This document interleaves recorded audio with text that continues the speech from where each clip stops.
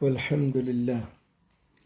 اللهم صل على محمد وعلى آل محمد كما صليت على إبراهيم وعلى آل إبراهيم إنك حميد مجيد. وبارك على محمد وعلى آل محمد كما باركت على إبراهيم وعلى آل إبراهيم إنك حميد مجيد. أما بعد.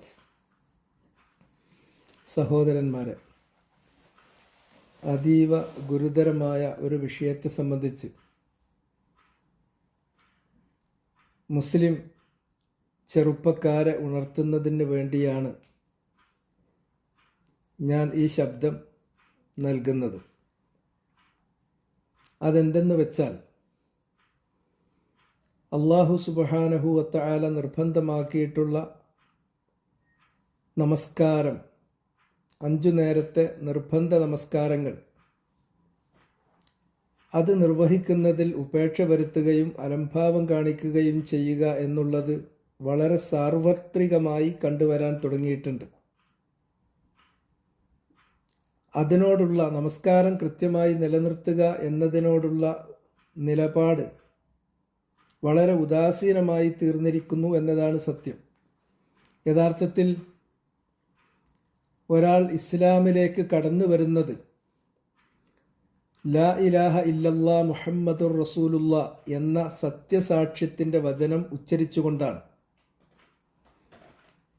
സത്യസാക്ഷ്യത്തിൻ്റെ വചനം സ്വന്തം ഇഷ്ടപ്രകാരം തികഞ്ഞ ബോധ്യത്തോടു കൂടി ഒരാൾ ഉൾക്കൊള്ളുകയും അത് നാവുകൊണ്ട് പ്രഖ്യാപിക്കുകയും ചെയ്താൽ അയാൾ ഇസ്ലാമിലേക്ക് കടന്നു വരുന്നു.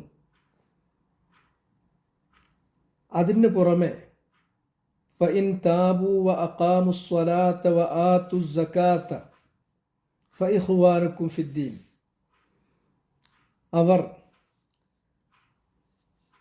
അവിശ്വാസത്തിൽ നിന്ന് മടങ്ങിപ്പോരുകയും നമസ്കാരം കൃത്യമായി നിലനിർത്തുകയും സകാത്ത് കൊടുക്കുകയും ചെയ്യുന്നവരായാൽ ഫഇഖ്വാനുക്കും ഫിദ്ദീൻ, അവർ മതത്തിൽ നിങ്ങളുടെ സഹോദരന്മാരാണ്.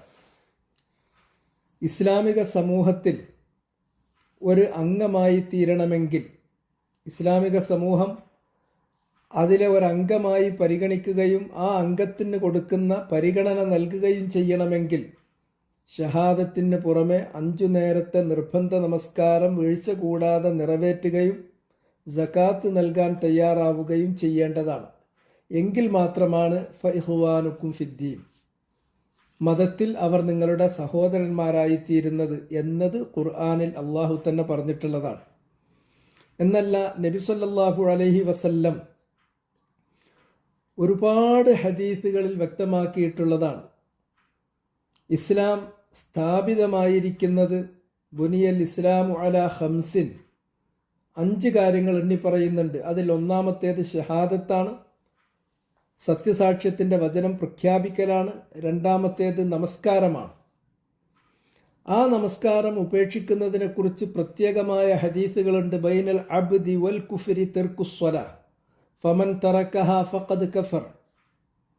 ഒരു മനുഷ്യൻ, വിശ്വാസിയായ ഒരു മനുഷ്യനും അവിശ്വാസിയായ ഒരു മനുഷ്യനും തമ്മിലുള്ള വേർതിരിവ്, ആ വേർതിരിവായി നിശ്ചയിച്ചിരിക്കുന്നത് നമസ്കാരമാണ്.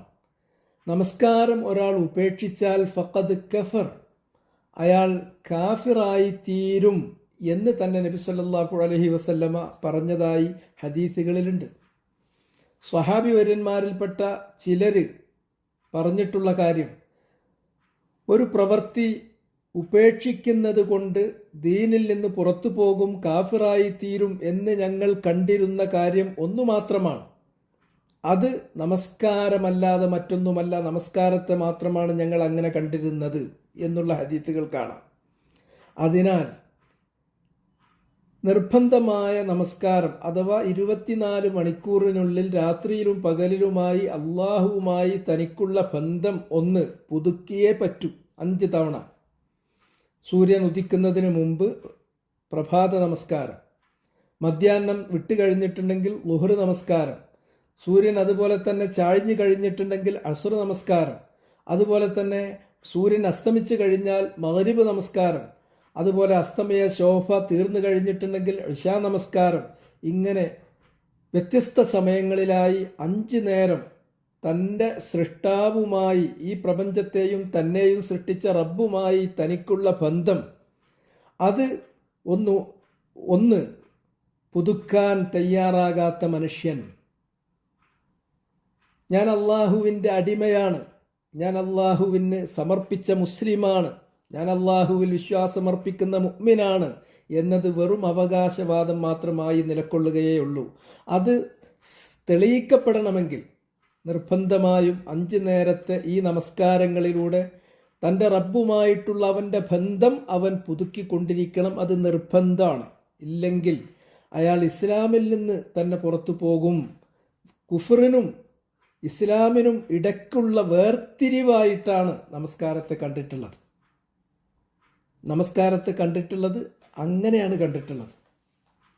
ആ നമസ്കാരത്തെക്കുറിച്ച് പലരുടെയും മനസ്സിലുള്ളത്, ഞാൻ നിസ്കരിക്കണില്ല എന്നല്ലേ ഉള്ളൂ, എനിക്ക് വിശ്വാസമുണ്ടല്ലോ എന്ന് പറയും. അത് വിശ്വാസരാഹിത്യത്തിൻ്റെ അടയാളമാണ് നമസ്കരിക്കായ്മ. അള്ളാഹുവിൽ വിശ്വാസമുണ്ട് എങ്കിൽ അള്ളാഹുവിൽ വിശ്വസിക്കുന്ന ഒരുത്തൻ അള്ളാഹനെ മറന്ന് ജീവിക്കരുത്. ഒരു 24 മണിക്കൂറിനിടയിൽ 5 സന്ദർഭങ്ങളിൽ അള്ളാഹുവുമായിട്ടുള്ള അവൻ്റെ ബന്ധത്തെ അവൻ ഒന്ന് പുതുക്കിയേ പറ്റൂ. അതിന് തയ്യാറാകാതെ എനിക്ക് വിശ്വാസത്തിനൊരു കുറവില്ലല്ലോ എന്നൊരാൾ പറഞ്ഞാൽ അത് വെറും നാവിൻ പുറത്തുള്ള ഒരു അവകാശവാദം മാത്രമാണ്. അങ്ങനെ നമസ്കാരം ബോധപൂർവം ഉപേക്ഷിക്കുന്ന ഒരു വ്യക്തിയെ സംബന്ധിച്ചിടത്തോളം ദുനിയാവിൽ തന്നെ അയാൾ ഇസ്ലാം എന്ന് പറയുന്ന ഇസ്ലാമിൻ്റെ ഫോൾഡറിൽ നിന്ന് പുറത്തു പോകും എന്നുള്ള കാര്യം അയാൾ ശ്രദ്ധിക്കണം. അങ്ങനെയുള്ള ഒരു വ്യക്തിയുടെ ഭാര്യ പറയാണ്, നമസ്കാരമില്ലാത്ത ഒരാൾ, അയാളുടെ വിശ്വാസം അത് ചോദ്യം ചെയ്യപ്പെട്ടിരിക്കുന്നു, അത് അസ്ഥിരമാക്കപ്പെട്ടിരിക്കുന്നു, എനിക്ക് അയാളുമായിട്ട് തുടർന്ന് ബന്ധം തുടരാൻ പറ്റുമോ എന്ന് ചോദിച്ചാൽ പറ്റില്ല എന്ന് പോലും പണ്ഡിതന്മാർ ഫത്വ നൽകേണ്ടി വരും. അങ്ങനെയാണ് മുൻകാലത്ത് കഴിഞ്ഞു പോന്നിട്ടുള്ളത്. അത്ര ഗൗരവമാണ്. നമസ്കരിക്കാതെ നമസ്കാരം ഉപേക്ഷിച്ച് വെറുതെ നമസ്കാരം ഉപേക്ഷിച്ച് നടക്കുന്ന ഒരാളെ സംബന്ധിച്ചിടത്തോളം അയാൾ മുസ്ലിമാണോ, അയാളെ മുസ്ലിംകളുടെ മക്ബറയിൽ മറവ് ചെയ്യാൻ പറ്റുമോ എന്ന് ചോദിച്ചാൽ അതിനുള്ള ഉത്തരം അത് പറ്റില്ല എന്നുള്ളതാണ്. അങ്ങനെയുള്ള ആളുകൾക്ക് സകാത്ത് കൊടുക്കാൻ പറ്റുമോ, അവർ മുസ്ലിങ്ങളുടെ കൂട്ടത്തിൽപ്പെട്ടവരാണോ എന്ന് ചോദിച്ചാൽ അല്ല എന്ന് പറയേണ്ട സ്ഥിതിയാണുള്ളത്. അത്ര ഗൗരവം അതിനുണ്ട്. ദുനിയാവിൽ അത്ര ഗൗരവമുണ്ട്. പരലോകത്തെത്തിക്കഴിഞ്ഞിട്ടുണ്ടെങ്കിൽ അവ്വലു മാ യുഹാസബു ബിഹിൽ അബ്ദു മിൻ അഅ്മാലിഹി യൗമൽ ഖിയാമത്തി അസ്സലവാത്തുൽ ഖംസ്. ഒരു മനുഷ്യൻ തൻ്റെ കർമ്മങ്ങളെക്കുറിച്ച് ചോദ്യം ചെയ്യപ്പെടുമ്പോൾ പരലോകത്ത് ചോദ്യം ചെയ്യപ്പെടുന്ന ആദ്യത്തെ കർമ്മം നമസ്കാരമായിരിക്കും. ആ നമസ്കാരം അത് ഞാൻ സോഷ്യൽ മീഡിയ തോണ്ടി, അല്ലെങ്കിൽ ഞാൻ സുഹൃത്തുക്കളുമായിട്ട് ഇങ്ങനെ കറങ്ങിയടിക്കാൻ നടന്ന്, അല്ലെങ്കിൽ ഞാൻ അലക്ഷ്യമായിട്ട് അങ്ങനെ വെറുതെ റൂമിൽ കിടന്നുറങ്ങി, അല്ലെങ്കിൽ ഞാൻ മ്യൂസിക് കേട്ടങ്ങനെ പോയി, ഇങ്ങനെ പല കാരണങ്ങളിലും നഷ്ടപ്പെടുത്തിയ ഒരു മനുഷ്യൻ അള്ളാഹുവിനോട് എന്ത് മറുപടി പറയും? അള്ളാഹുവിനോട് എന്ത് മറുപടി പറയും? മാ സലക്കക്കും ഫീ സഖർ. നരകവാസികളോട് ചോദിക്കുന്ന ഒരു സന്ദർഭമുണ്ട്. നിങ്ങളെ ഈ നരകത്തിലെ ഏറ്റവും ഭയാനകമായ ഈ കുണ്ടിലേക്ക് നിങ്ങളെ വലിച്ചെറിയാനുണ്ടായ കാരണം എന്താണ്? ഖാലു ലം നകു മിനൽ മുസല്ലീൻ.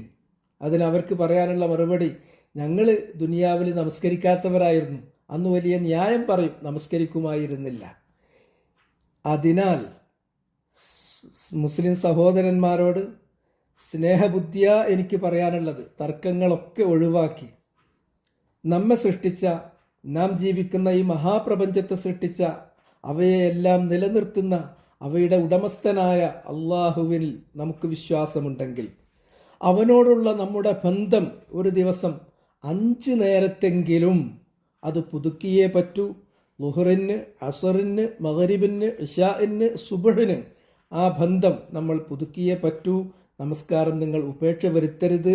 ഇല്ലെങ്കിൽ ദുനിയാവിലും പരലോകത്തും ഏറ്റവും വലിയ നഷ്ടം സംഭവിക്കുന്ന പരാജിതരിൽ നമ്മൾ അകപ്പെട്ടു പോകും എന്നാണ് എനിക്ക് ഉണർത്താനുള്ളത്. വല്ലാഹു തആല അജല്ലു വ അഅലം. സുബ്ഹാനകല്ലാഹുമ്മ വ ബിഹംദിക് അഷ്ഹദു അൻ ലാ ഇലാഹ ഇല്ല അൻത അസ്തഗ്ഫിറുക വ അതൂബു ഇലൈക്.